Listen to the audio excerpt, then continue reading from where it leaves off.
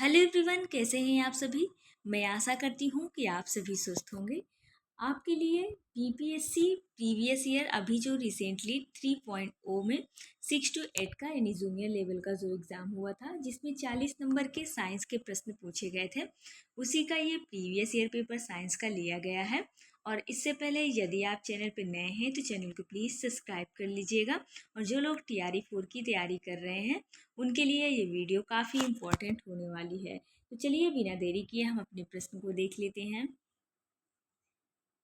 पहला प्रश्न है, दो न्यूरॉन्स के बीच के अंतराल को कहा जाता है। तो दो न्यूरॉन्स के बीच के अंतराल को हम सिनैप्स कहते हैं, यानी अंतर ग्रंथन जो दिया हुआ है ऑप्शन नंबर बी सिनैप्स, यानी ऑप्शन नंबर बी इसका राइट आंसर हो जाएगा।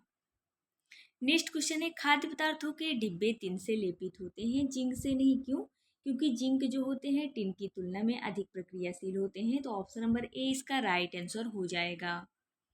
नेक्स्ट क्वेश्चन है, न्यूटन की गति के दूसरे नियम के अनुसार किस वस्तु का त्वरण सीधे अनुपातिक होता है? तो इसका जो राइट आंसर हो जाएगा ए भी हो जाएगा, बी भी हो जाएगा, यानी वस्तु के द्रव्यमान के व्युत्क्रम अनुपात और वस्तु के पर लगने वाला बल। तो ऑप्शन नंबर डी इसका राइट आंसर हो जाएगा, यानी एक से अधिक, यानी वस्तु का द्रव्यमान ये नहीं होगा। तो ऑप्शन नंबर ए बी दोनों सही है, तो ऑप्शन नंबर डी इसका राइट आंसर हो जाएगा। नेक्स्ट क्वेश्चन है, कार्बन डाइऑक्साइड पानी और ऊर्जा देने के लिए पार्विक वेट का विघटन होता है, तो वो माइटोकॉन्ड्रिया में होता है। तो ऑप्शन नंबर ए माइटोकॉन्ड्रिया इसका राइट आंसर हो जाएगा। नेक्स्ट क्वेश्चन है, किसी पदार्थ के सीधे ठोस से गैस में बदलने की प्रक्रिया को क्या कहते हैं? तो उसे ऊर्ध्वपातन या सब्लिमेशन कहते हैं। जैसे कपूर होता है, कपूर को जलाने पर वो सीधे ठोस से गैस में परिवर्तित हो जाता है, तो वो अवस्था क्या होगी? ऊर्ध्वपातन या सब्लिमेशन कहलाएगी। तो ऑप्शन नंबर ए ऊर्ध्वपातन इसका राइट आंसर हो जाएगा। नेक्स्ट क्वेश्चन है, एक सीधी विद्युत धारा वाही चालक के चारों ओर चुंबकीय क्षेत्र से रेखाएं होती हैं, तो वो संकेंद्रित होती हैं, यानी ऑप्शन नंबर सी इसका राइट आंसर हो जाएगा। नेक्स्ट क्वेश्चन है, निम्नलिखित में से कौन सा नाइट्रोजन के सही इलेक्ट्रॉनिक विन्यास है? नाइट्रोजन का जो परमाणु संख्या होती है वो 7 होती है, यानी 2 और 5, यानी ऑप्शन नंबर सी इसका राइट आंसर हो जाएगा। नेक्स्ट क्वेश्चन है, यदि दो वस्तु के बीच की दूरी 2 गुनी कर दी जाए तो उनके बीच गुरुत्वाकर्षण बल क्या होगा? तो उनके बीच जो गुरुत्वाकर्षण बल होगा वो 1/4 हो जाएगा। ऑप्शन नंबर बी इसका राइट आंसर हो जाएगा। नेक्स्ट क्वेश्चन है, लोहे के फ्राइंग पैन को जंग लगने से बचाने के लिए निम्नलिखित में से कौन सी विधि का उपयोग करेंगे? तो पेंट नहीं लगाएंगे, ग्रीस भी नहीं लगाएंगे, ऑप्शन नंबर ए जिंक की परत लगाया ना, ऑप्शन नंबर ए इसका राइट आंसर हो जाएगा।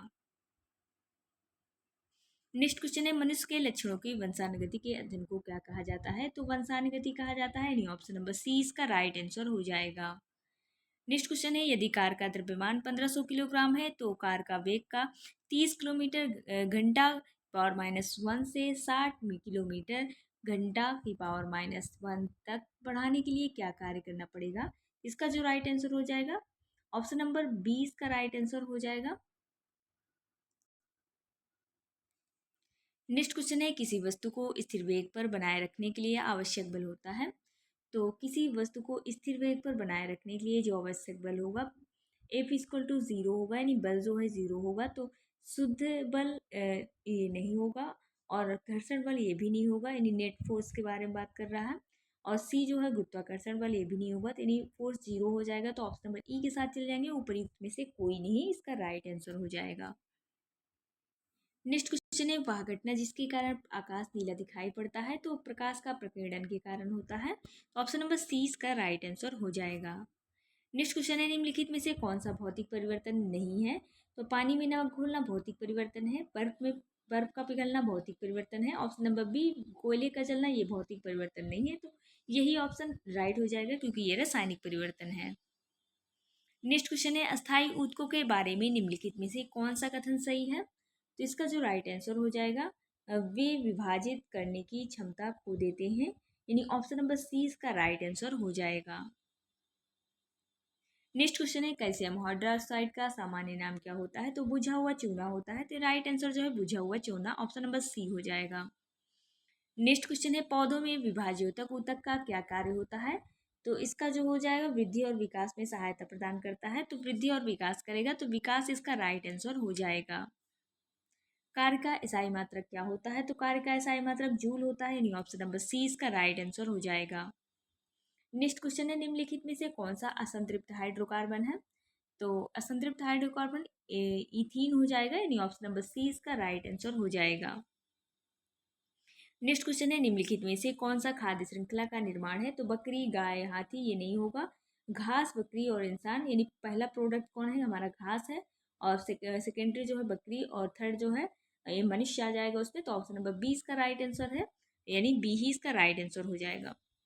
नेक्स्ट क्वेश्चन है किसी उप पारमाणविक कण का द्रव्यमान नगण्य होता है। तो न्यूट्रॉन का एक होता है, प्रोटॉन का एक होता है, इलेक्ट्रॉन का 0 होता है, यानी ऑप्शन नंबर सी इलेक्ट्रॉन इसका राइट आंसर हो जाएगा। नेक्स्ट क्वेश्चन है लाइकेन किस वायु प्रदूषक के प्रति संवेदनशील होते हैं। तो वो सल्फर डाइऑक्साइड के प्रति संवेदनशील होते हैं, यानी ऑप्शन नंबर सी इसका राइट आंसर हो जाएगा। नेक्स्ट क्वेश्चन है ब्यूटेनॉन कार्यात्मक समूह वाला 4 कार्बन कौन सा है। तो वो कीटोन होगा, ऑप्शन नंबर ए कीटोन इसका राइट आंसर हो जाएगा। नेक्स्ट क्वेश्चन है निम्नलिखित में से कौन सा पादप हार्मोन है। तो साइटोकाइनिन भी है और जिब्रेलिन भी है, ऑक्सिन भी है। तो ऑप्शन नंबर तीनों ही हमारे प्लांट हार्मोन है, तो right answer option number D हो जाएगा। नेक्स्ट क्वेश्चन है पृथ्वी की सतह पर गुरुत्वाकर्षण का कारण त्वरण जो लगता है वो कितना होता है। वो 9.8 मीटर प्रति सेकेंड स्क्वायर होता है, तो ऑप्शन नंबर सी इसका राइट आंसर हो जाएगा। नेक्स्ट क्वेश्चन है क्या होता है जब लोहे के भराव में तनु हाइड्रोक्लोरिक अम्ल मिलाया जाता है। तो हाइड्रोजन गैस निकलती है और आयरन क्लोराइड का उत्पादन होता है, यानी ऑप्शन नंबर सी इसका राइट आंसर हो जाएगा। नेक्स्ट क्वेश्चन है कोशिका की खोज सर्वप्रथम किसने की थी। तो उन्होंने रॉबर्ट हुक ने की थी, तो ऑप्शन नंबर सी इसका रॉबर्ट हुक राइट आंसर हो जाएगा। नेक्स्ट क्वेश्चन है एक कार 4 घंटे में 200 किलोमीटर की दूरी तय करती है, तो इसकी औसत चाल क्या होगी। तो औसत चाल बराबर कुल दूरी बटा कुल समय का फार्मूला लगाएंगे। तो कुल दूरी हमारी कितनी है, वो हमारी 200 है, और कुल समय कितना है हमारा 4 घंटा है। तो इसको जब हम सॉल्व करेंगे 4 पंचे 20 और 0 आ गया, नहीं 50 किलोमीटर प्रति घंटा। तो ऑप्शन नंबर सी 50 किलोमीटर प्रति घंटा इसका right answer option number C हो जाएगा। नेक्स्ट क्वेश्चन है मनुष्य में गुर्दे किसके तंत्र का हिस्सा होते हैं। गुर्दे यानी किडनी की बात कर रहा है, तो हमारा उत्सर्जन तंत्र में आता है। तो उत्सर्जन तंत्र के अंतर्गत हमारा क्या आएगा, मल त्याग आएगा। तो ऑप्शन नंबर बी मल त्याग इसका राइट आंसर हो जाएगा। नेक्स्ट क्वेश्चन है निम्नलिखित में से कौन सा ठोस की विशेषता नहीं है। तो अणु बारीकी से पैक किए जा सकते हैं, आसानी से बहने की क्षमता होती है, नहीं होती है। इसमें पूछा ठोस की विशेषता नहीं होती है, और निश्चित आकार आकृति होती है, तो ये होती है, यानी बी ही हमारा नहीं होता ठोस की आकृति। तो ऑप्शन नंबर बी इसका राइट आंसर हो जाएगा। नेक्स्ट क्वेश्चन है निम्नलिखित में से कौन सा शब्द किसी सर्किट में विद्युत शक्ति का प्रतिनिधित्व नहीं करता। वी आई करेगा और आई स्क्वायर आर भी करेगा, यानी ऑप्शन नंबर बी नहीं करेगा। तो ऑप्शन नंबर बी इसका राइट आंसर हो जाएगा।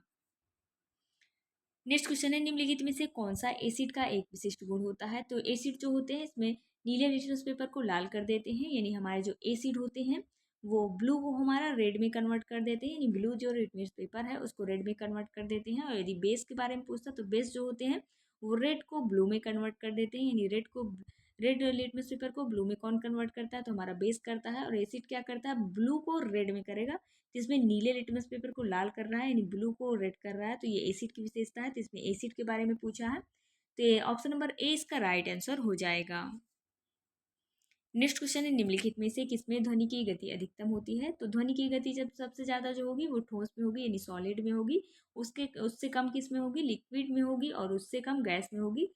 तो सबसे ज़्यादा इसमें पूछा है, तो इस्पात जो है हमारा ठोस में आ जाएगा। तो ऑप्शन नंबर ए इस्पात इसका राइट आंसर हो जाएगा। नेक्स्ट क्वेश्चन है 144। निम्नलिखित में से कौन सी पर्यावरण अनुकूल प्रथाएं होती हैं। तो माँ द्वारा अपने स्कूटर पर आपको स्कूल छोड़ने के बजाय पैदल स्कूल जाना, और अनावश्यक लाइटें और पंखे बंद करना, खरीदारी करते समय सामान रखने के लिए कपड़े का थैला साथ रखना। तीनों ही ऑप्शन सही है। तो ऑप्शन नंबर डी पर्यावरण के अनुकूल तीनों ही ऑप्शन है। तो ऑप्शन नंबर डी इसका राइट आंसर हो जाएगा। नेक्स्ट क्वेश्चन है एक स्थिर स्थिति से शुरू करते हुए राहुल 30 सेकेंड 60 मीटर की पावर -1 का वेग प्राप्त करने के लिए अपनी साइकिल चलाता है।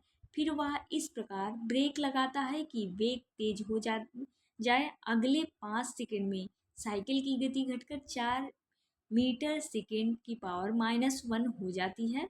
तो दोनों स्थिति में साइकिल का त्वरण कितना होगा। तो इसको सॉल्व करने पर कितना आंसर आता है। तो ऑप्शन नंबर बी इसका राइट आंसर आएगा, यानी ए इक्वल टू प्राथमिक वेग अंतिम वेग माइनस प्रारंभिक वेग यानी v minus u equal to t का फार्मूला लगाएंगे।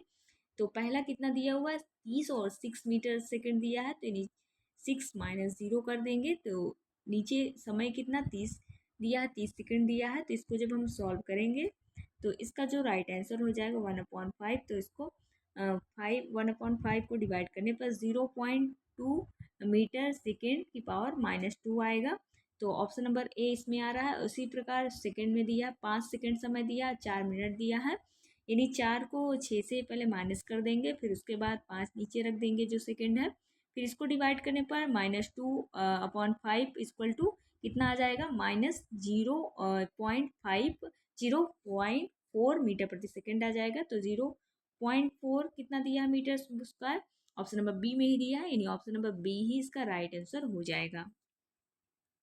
नेक्स्ट क्वेश्चन है परागकोश में शामिल होता है। परागकोश जो प्लांट के फ्लावर होता है उसका भाग होता है, यानी जो फ्लावर का मेल पार्ट होता है तो वो कौन सा होता है, परागकोश होता है। तो परागकोश के अंदर परागकण पाए जाते हैं, बीजांड नहीं पाए जाते, बाह्यदल यानी कैरिक्स नहीं पाया जाता। तो परागकण हो जाएगा। तो ऑप्शन नंबर ए परागकण ही इसका राइट आंसर हो जाएगा। नेक्स्ट क्वेश्चन है निम्नलिखित में से किस मंडल में मौसम की घटनाएं होती हैं, यानी आंधी तूफान बारिश का बनना किस में होता है, बादल का बनना, बारिश का बनना, तूफान का बनना, हवा का चलना और गैसेस जो पाई जाती हैं वो हमारे क्षोभ मंडल में पाई जाती हैं। तो ऑप्शन नंबर बी क्षोभ मंडल ही इसका राइट आंसर हो जाएगा। नेक्स्ट क्वेश्चन निम्नलिखित में से कौन सा वेक्टर जनित रोग नहीं है, तो डेंगू जो है वेक्टर जनित रोग है, मलेरिया भी हमारा जो है वेक्टर जनित रोग है। मलेरिया जो है मादा एनफ्लूएंजा मच्छर से होता है और डेंगू जो है मादा एडीज जो होता है डेंगू एडीज मच्छर से होता है, मादा एडीज से। और जो मलेरिया होता है वो मादा एनिफिलीज से होता है। और यक्ष्मा यानी टीबी की बात कर रहा है, ट्यूबरकुलोसिस यानी क्षय रोग जिसे कहेंगे, वो हमारा वेक्टर जनित रोग नहीं है, बैक्टीरिया जनित है। तो ऑप्शन नंबर ए यक्ष्मा यानी टीबी जिसको बोलते हैं ट्यूबरकुलोसिस या क्षय रोग के नाम से भी जानते हैं, तो ऑप्शन नंबर ए इसका राइट आंसर हो जाएगा। नेक्स्ट क्वेश्चन है क्या होता है जब प्रकाश हवा से कांच में स्लैब में प्रवेश करता है, यानी विरल से सघन माध्यम में जाता है। तो प्रकाश क्या होगा, तो वो सामान्य की ओर झुक जाएगा। तो ऑप्शन नंबर सी वह यह सामान्य की ओर झुक जाएगा, ऑप्शन नंबर सी ही इसका राइट आंसर हो जाएगा। लास्ट क्वेश्चन कोशिका के चारों ओर की झिल्ली कहलाती है। तो कोशिका के चारों ओर की झिल्ली जो होती है उसे प्लाज्मा मेम्ब्रेन या प्लाज्मा झिल्ली कहेंगे, यानी ऑप्शन नंबर ए इसका राइट आंसर हो जाएगा। इसमें जो है साइंस में अभी TRE 3 में जो प्रश्न पूछे गए थे 40 प्रश्न, उसी की वीडियो ये कंप्लीट होती है और नेक्स्ट वीडियो आगे पार्ट में कराए जाएंगे। और यदि वीडियो आपके लिए थोड़ी भी हेल्पफुल हो तो वीडियो को लाइक शेयर कमेंट करना ना भूलिएगा। और यदि आप चैनल पर नए हैं तो प्लीज़ चैनल को सब्सक्राइब कर लीजिएगा। धन्यवाद।